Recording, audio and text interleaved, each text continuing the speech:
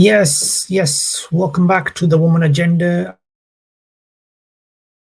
And today is the New Year's week, and we're talking about India's greatest female playback singers. Today we will be talking about two sisters, two amazing singers, not just in India but around the world, recognized around the world. And obviously, and we will talk about who they are, their legacy, what they've done, and that kind of stuff. And this is the first episode of India's greatest female singers, which we will continue in the next following weeks with the third episode and so forth, up to the latest singers. So it's going to go continuing up to the latest singers now, and the ones who are breaking through. We will talk about them as well in the coming episodes of India's greatest female singers. So let's talk about the first. Well, out of the two, the first one and the first female singer, and her name is. Does she need any introduction at all? Before we talk about her, uh, guys, remember the way to get in touch with us is a few different ways. The main way to get in touch with me, Raju, from the Woman Agenda channel is you can get in touch with talentspotlight309@gmail.com. So if you want to advertise, you want to collaborate with us on the podcast channel, get in touch there, talentspotlight309@gmail.com.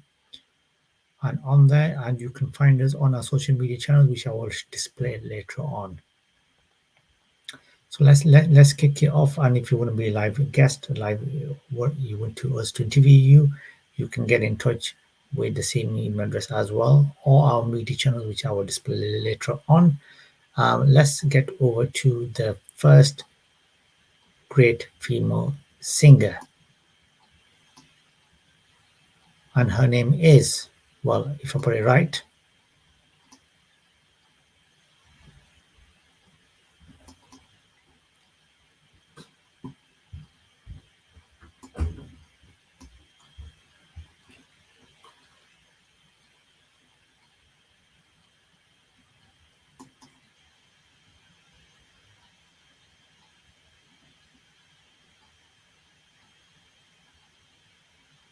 it's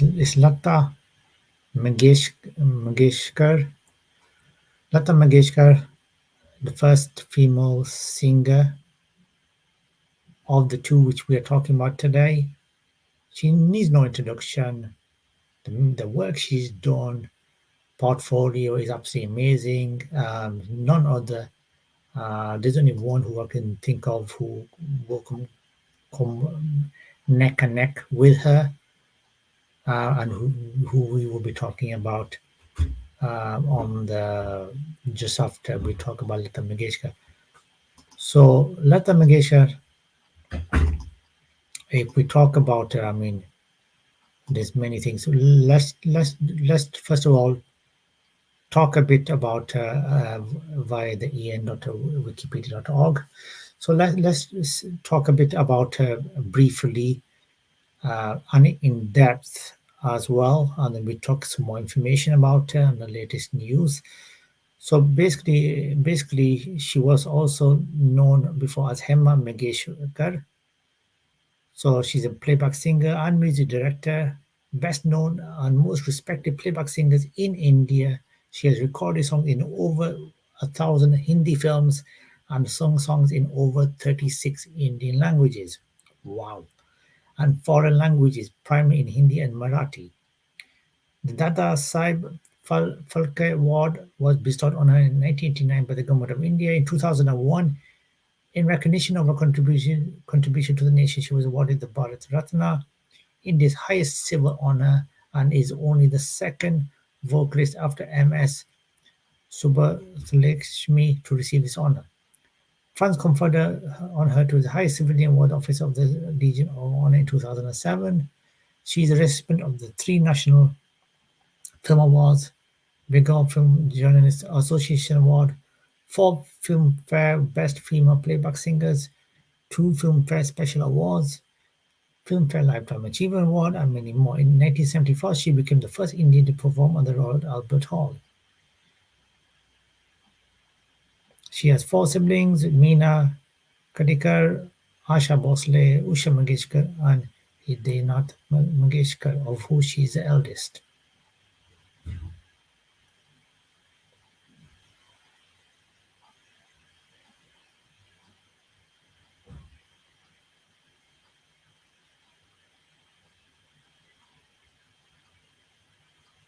So she received the first lesson from her father at the age of 5. She started to work as an actress in her father's musical plays Sangeet Natak in Marathi. On the first day of school, she left school because they would not allow her to bring her sister Asha with her, as she would have to bring her younger sister with her. And 42, her father died of heart disease, Master Vinayak.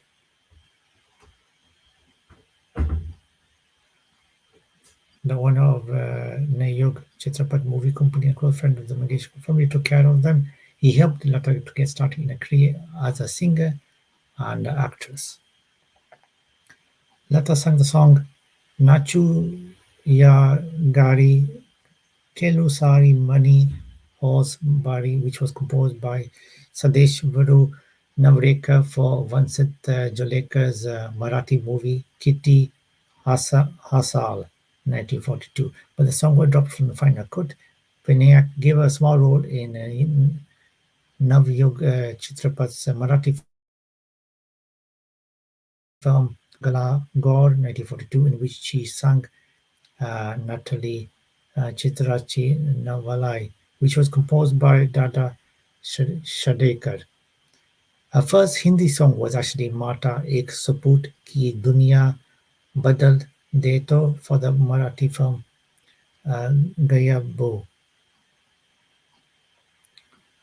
Lata moved to Mumbai in 1945 when Master Vinayak's company moved its headquarters there. She started taking lessons in Hindustani classical music from Ustad Aman Ali Khan of Bindi Bazar Gharana. She sang Pata Pa Logo Kar Jori for Vincent Jolekar's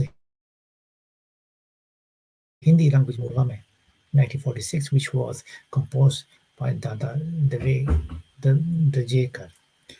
The dance in the film was performed by Rohini Bhatti, who later became a famous classical dancer. Lata and the singer Asha played minor roles in Vinayak's first Hindi language film, Badi Ma, that was 1945. In that movie, Lata also sang a Bhajan Mata Teri Charanon Mein. She was introduced to music director Mansur Desai during the recording of Vinayak's second language movie Subhadra, 1946. After Vinayak's death in 1940, music director Ghulam Haider mentored her as a singer. He introduced Lata to producer Shashidhar Mukherjee, who was working then on the movie Shaheed, 1948, but Mukherjee dismissed Lata's voice as too thin. An annoyed Haider responded that in coming years, producer and director would fall at Lata's feet and begged her to sing in the movies. Haider gave Lata her first major break with Dil Tera Mera Tora Mujhe Kahega Na Chora, lyrics by Nazim Panipati in the movie Majboor, 1948, which became her first big break. In an interview on her 94th birthday in September 2013, her Lata herself declared, Ghulam Haider is truly my godfather. He was the first music director who showed complete faith in my talent. Initially, Lata said to have imitated the acclaimed singer Noor Jahan, but she later developed her own style of singing. Lyrics of songs in Hindi movies are primarily composed by Urdu poets and contain a higher proportion of Urdu words, including the dialogue. Actor Dilip Kumar once made a minor disapproving remark about Lata Maharashtrian's accent while singing Hindu Urdu songs so far. For a period of time, Lata named Shafi. In speaker interview, Lata said that Noor Jahan has heard her as a child and had told her to practice a lot. The two stayed in touch while each other for many years to come. So in 1950s, Lata sang songs composed by various music directors of the period, including Anil Biswas in films such as Tarana, 1951, and he in 1956. And the list is very, very long. She also sang the song Pya Kiya To Na Kiya from Mughal-e-Azam in 1860.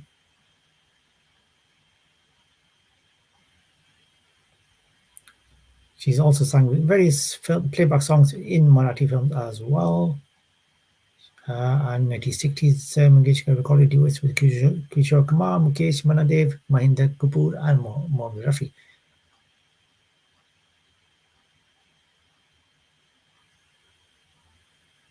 So Mangeshkar wanted Rafi to back her in demanding a half share from the 5% song royalty, but the film producer considered to select composers.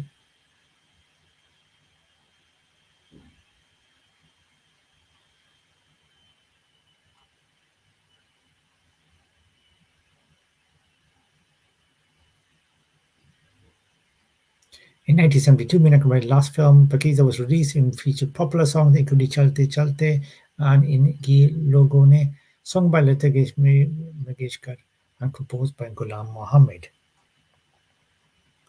So from the 1970s onwards, Lata Mangeshkar also staged many concerts and in India and abroad, including several charity concerts. Her first concert overseas was at the Royal Albert Hall, London, and was the first Indian to do so. She was also released an album Mirabai Bhajans, Chala Vehi Desa, composed by her brother Hridayanath Mangeshwar. So some of the bhajans in the album include Sanwari Rang Rachi. And then in 1978, Raj Kapoor directed Satyam Shivam Sundaram as well.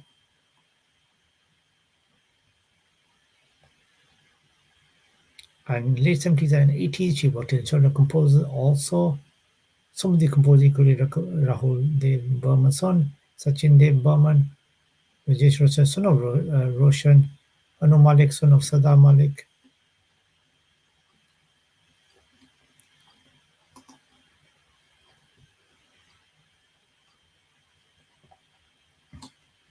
So, and this is obviously courtesy of Times of India, timesofIndia.indiatimes.com. Like we said, she's received lots of awards. She's available on Twitter. She's got Twitter handle if you want to send her a tweet. She received a Special Lifetime Award in 2006.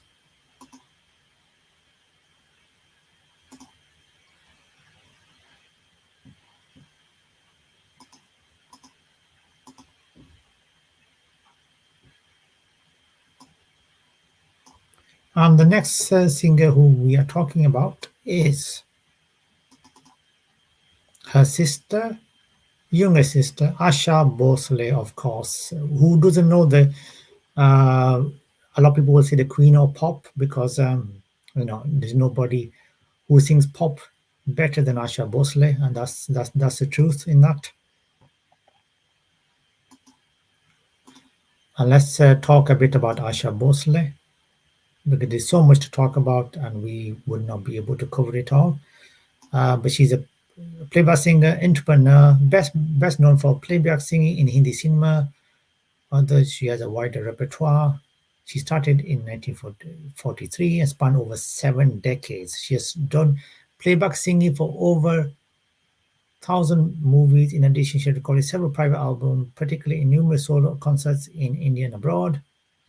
In 2006, Asha stated that she has sung over 12,000 songs, a figure repeated by several other sources. In 2011, she was officially acknowledged by the Guinness Book of Records as the most recorded artist in music history, and the government of India honored her with the Dada Saheb Phalke Award in 2000 and the Padma Vishubhan in 2008. Renowned for soprano voice range and often credited for versatility, she works in pop, ghazal, bhajan, traditional Indian classical music, folk songs, qawwalis, and Raindra Sangeet. Apart from Hindi, she has sung in over 20 Indian foreign languages.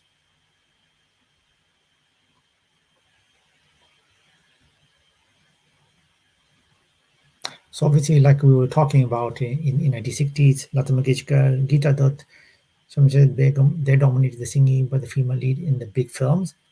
Asha used to get assignments that they refused, singing for the Bad Girls and Vams, all songs in low-budget movies.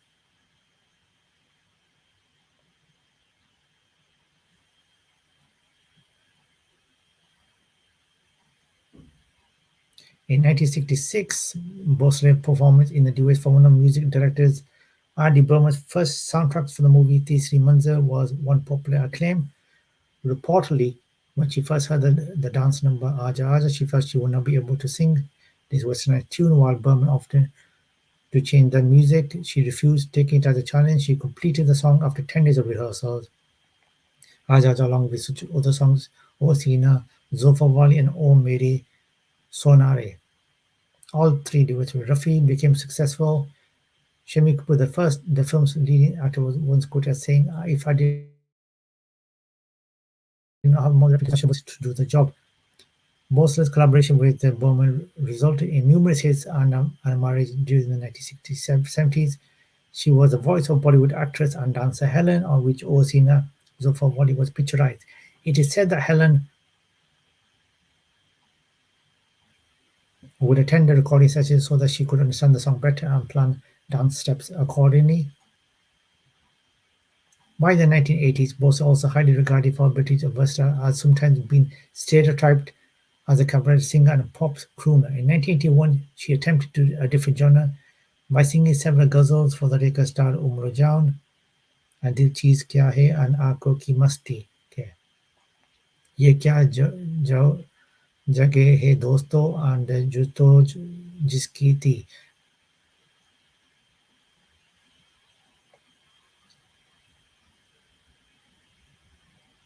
In 1995, Bose sang for actress Urmila Matondkar in movie Rangila, and then she also sang in Lagan 2001, Gambat Ishq song from Priya Tune Kya Kiya in 2001, Filhal, Lucky Lip from Lucky in October 2004, the very best of Asha Bhosle, the Queen of Bollywood, a compilation of album songs recorded by Bhosle for albums and Bollywood films was released.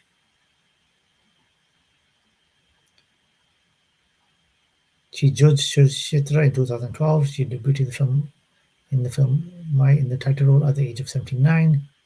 Played the role of 65-year-old mother who suffers from Alzheimer's disease and is surrounded by children. Asha Bhosle official in May 2020. So that's basically some of the information. We can't cover it all, but we will obviously cover some of it. And this is courtesy of starsunfolded.com, where they talk about Asha Bhosle, hobbies including cooking,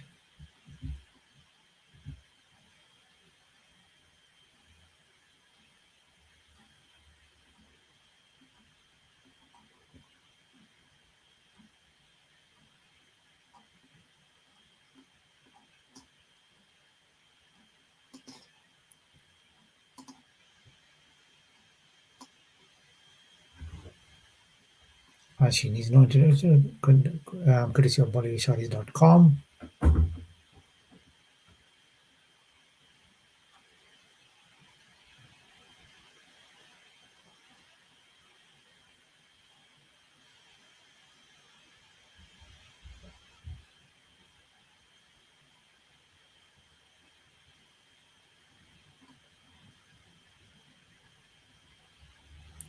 So obviously, the money she had caused a rift between her sisters. She used to share great bondings only after the birth of Asha's son, Hemant, and the Meghish family accepted them. Things were beginning to build up, and then the family was coming together, but Ganipatra was not in the favor of his wife getting close to her family.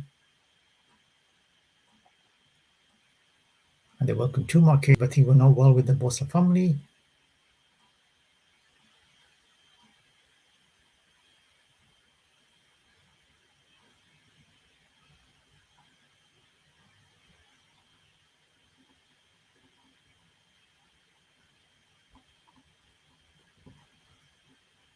And then obviously she married Burman.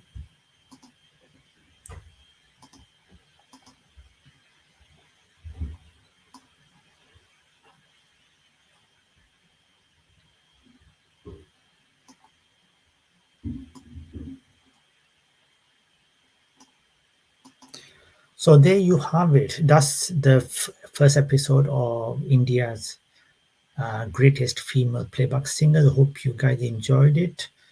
We will be back with the episode 2 next week, so stay tuned for that. You've seen the content which we are producing. We're going to produce so much more exciting content and live interviews and so much more. So you need to be here, you need to be subscribing to the channel and get in touch with us. And how do you get in touch with us? On social media channels? This is the way. On Twitter, it's Raju at Female Spotlight, and handler, and Facebook is Woman Talent Podcast.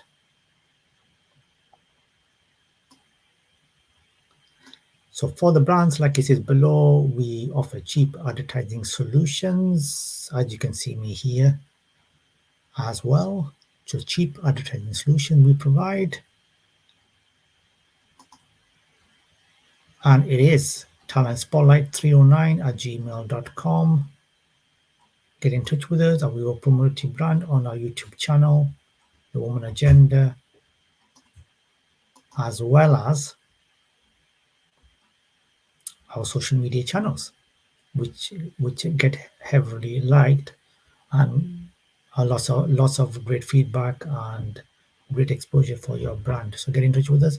If you want to become a live guest, get in touch with the same email address below. Thank you very much for watching this video. Please click on the like button, subscribe to the channel, and I will see you with the big debate special, which will be happening very soon. So the big debate special, which is happening, that will be tomorrow, the big debate special, which we talk about equality and is equality for women. So don't forget that tomorrow, and I'll be working on a special episode today, another episode today of something very interesting for the New Year's as well. So stay tuned what that is. So you need to make sure you click on the like, the subscribe, so you know when that goes live today. So this is hoping everyone enjoys. Until I come back on here, great Monday bank holiday in the UK and everywhere else. Have a great day. I will see you guys very soon.